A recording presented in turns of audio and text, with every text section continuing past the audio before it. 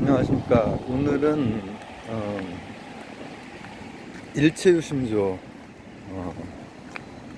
원효 대사 얘기하면서 이제 해골물 얘기하면서 그 관련해서 이제 마음이 뭘 만들어내고 이런 것과는 좀 사실 다르다, 이제 그런 얘기를 했는데,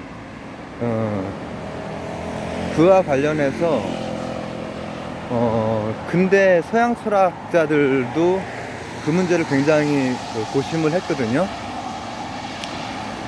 그래서 오늘 주로 볼 것은 로크, 흉, 버클리로 이어지는 영국의 경험론이 그 일체유심조와 관련된 인식론에 대해서 어떻게 아주 처절하게 사유를 했는지를 이제 주로 볼 거지만은 데카르트부터 갈 겁니다. 그리고 칸트도 나올 것 같고요. 데카르트는 수학자이고 철학자이고, 우리가 이제 뭐 좌표계 이거 도입하신 분이죠. 차원 0, 1, 2, 3 차원, 점, 선, 면, 그다음 공간, 수직이 가능한. 그래서 이제 0차원에서 3차원까지. 그리고 이분은 계속 회의를 하다 보니까는 생각하는 나만큼은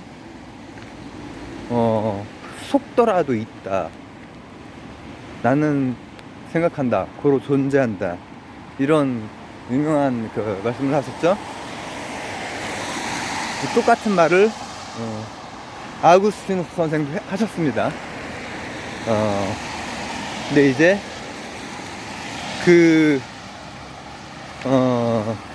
말을 한 맥락이 다르시죠.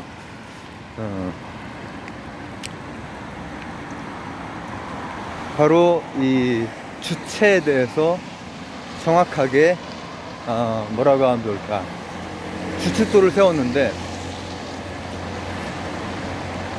그런데 이분이 철학자이자 수학자이자 종교가 있을까요, 없을까요? 이분은 진짜 지독하게 신앙심 깊은 분입니다. 창조주가 세상을 만들고, 그리고 이 모든 것들에 대해서 사유가 있고 이성이 있고, 그리고 연장, 지금 우리 눈에 보이는 모든 것들은 연장이에요. 연장. 깡패들이 쓰는 연장 말고요. 어떤 길이를 가지고 있고 움직임을 갖고 있고, 지금 제 눈에 보이는 모든 것들, 여러분들 눈에 보이는 모든 것들. 근데 이제 이분은 그렇게 정말 뭐 독실한 아주 그런 분이시죠. 뉴턴 선생님도 마찬가지고 다 그렇습니다. 근데 이 주체가 있어야만 인식을 하잖아요. 인식, 일체유심조가 심이라고 쓴 것이 실제로는 식이에요. 식, 인식의 식. 근데 그 인식론에 대해서 이제 굉장히 깊게 들어가는 시기가 근대인데, 대륙에서 이제 데카르트로부터 시작을 해서 영국의 경험론을 한 바퀴 돌고 나서 칸트가 해결을 하죠. 칸트 선생님이. 완전한 해결이라고 볼 수는 없지만은. 근데 그러면 이제 대륙에서는 그렇게 이제 딱 인식 주체를 세우고 인식을 한번 해보려고 하고 있는 동안에, 그 인식은 이제 연역적 인식입니다. 주로 수학적인. 근데 그런 중간에 영국에서는 이제 어떤 일들이 발생을 하냐면은, 거기는 뭐 일찍 정치 체제가 이제 그 빠르게 그 혁명을 통해서 좀 안정화가 돼가고 막 이러는 게 좀 일찍 일어났어요. 대륙보다는 한 1세기 정도 일찍 일어났고, 그 와중에서 이제 뭐 홉스 같은 분이라든지 로크 같은 분이 이제 있었던 건데, 이 로크 하면은 뭐 이제 미국의 독립혁명에도 영향을 주시고, 뭐 이런 사회사상가, 사회철학, 이걸로 많이 유명하죠. 주권이 누구에게 있느냐, 이런 거. 심지어는 홉스조차도, 리바이어던 얘기했던 홉스조차도 무작정으로 이렇게 리바이어던을 얘기한 게 아니라 이 전체를 보호하지 못하는 것에 대해서는 권위가 상실된다, 이렇게 얘기를 하셨거든요. 실제로는 굉장히 현실적인 그 양반인데, 근데 로크가 인식론과 관련된 철학의 뭐 세 가지, 존재론, 인식론, 그리고 가치론 중에서 인식론을 엄청 또 깊게 이렇게 했어요. 왜냐하면은 베이컨부터 해서 뭐 이렇게 관찰하고 실험하고 해서 뭐 이렇게 하는데, 영국에서는. 근데 인식을 할 때, 여러분 지금 내가 이 바깥으로 안 찍, 여기 이런 거 보이죠? 이런 것들이 보이죠?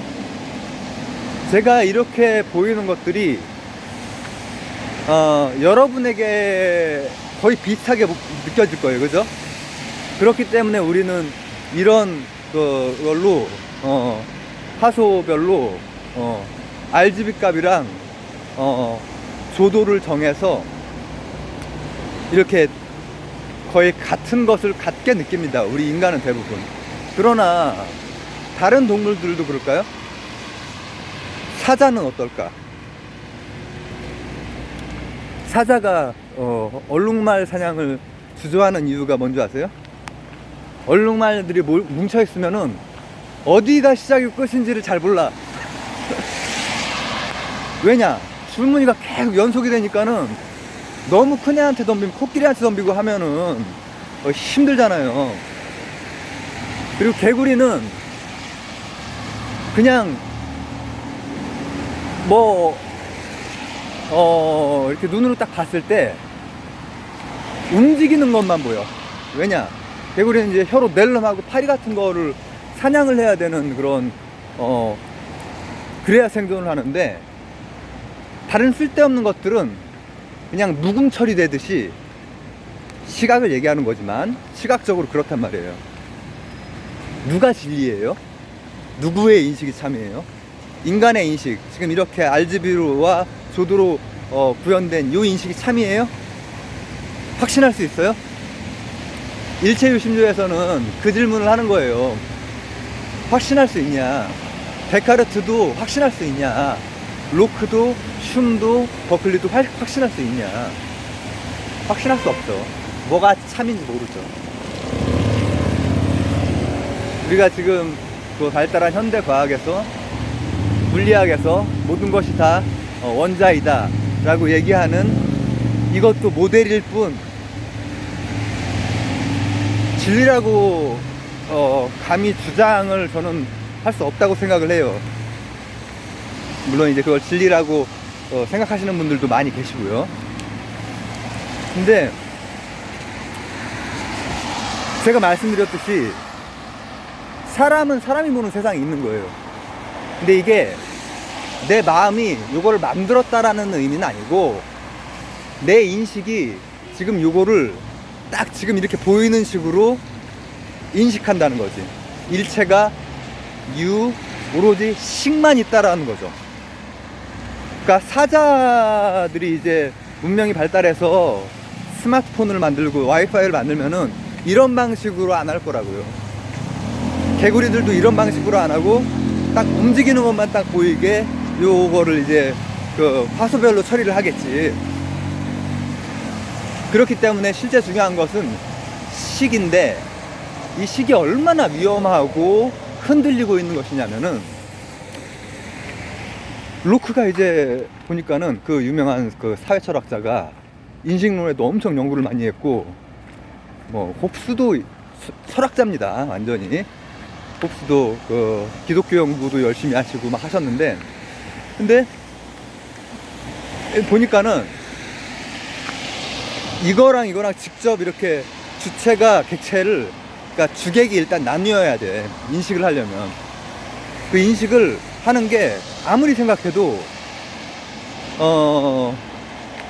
정확하게 진리를 인식하고 있다라고 하는 어떠한 확신도 할 수가 없는 거예요. 데카르트가 주체만은 확실하다 이렇게 했고, 그리고 객체 중에서도 연역적인 것은 확실하다 이렇게 얘기를 했지만, 연역적인 거는 사실은 연역 안에 다 답이 있거든요. 왜 수학은 수학 문제 안에 다 답이 있냐면 연역적인 학문이기 때문에 그래요. 연역적인 학문이기 때문에. 그러니까 우리가 교양 수준에서 알고 있는 수학은 그 외에 좀 다른 수학도 있죠. 통계역학이나 이런 것들은 좀 다른 수학이죠. 현대 물리도 좀 다른 면이 있고. 자, 근데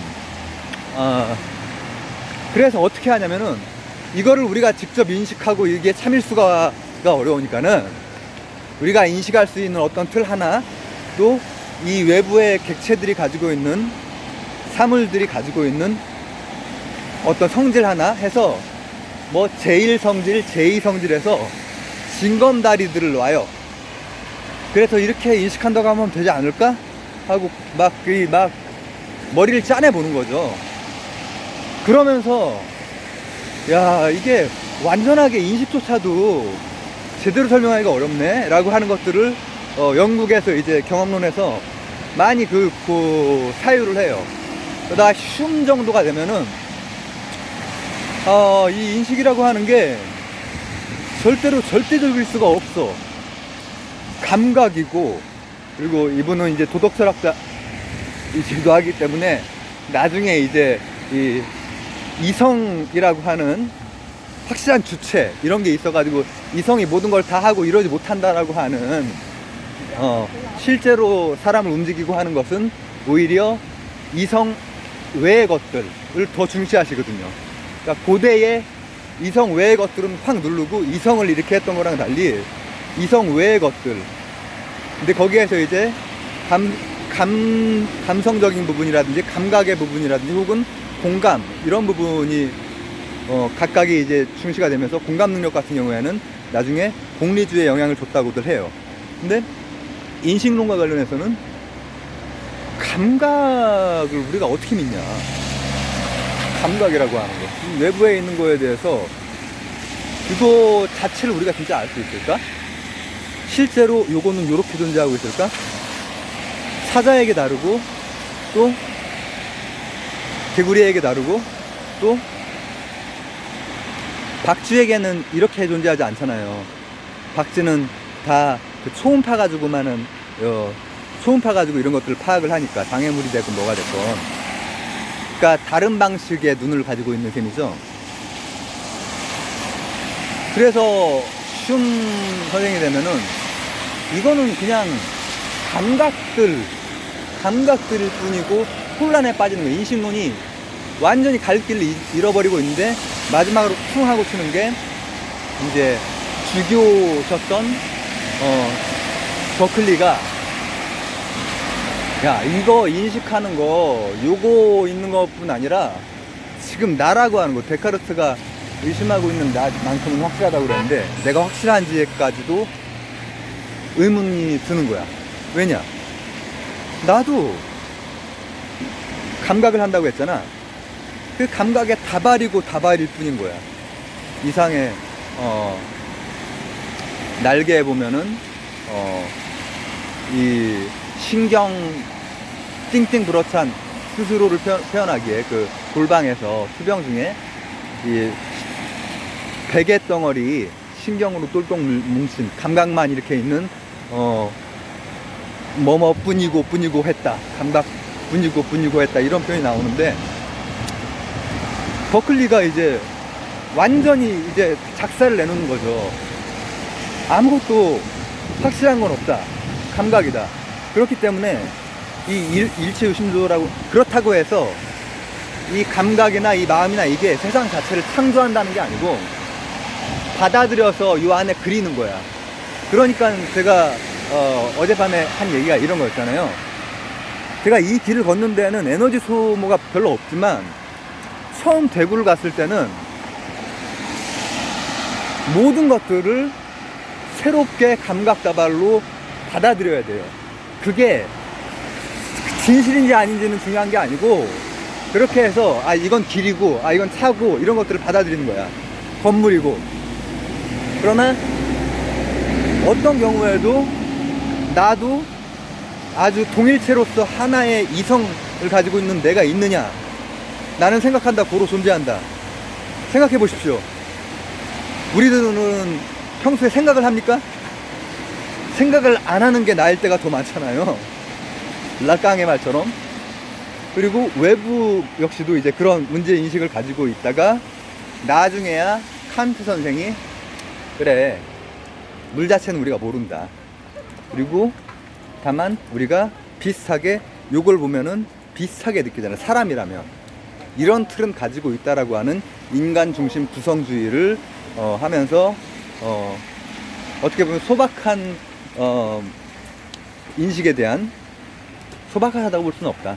종합적인 그 대륙과 요 영국의 경험론을 종합하는 그런 것을 세우게 되는 거죠. 이제 이런 것들이 서구에서 근대에 막 그런 거에 대한 생각이 발달하기 2000년 전에 이 인도에서는 이미 그거에 대해서 주로 논했던 거죠. 인식론에 대해서.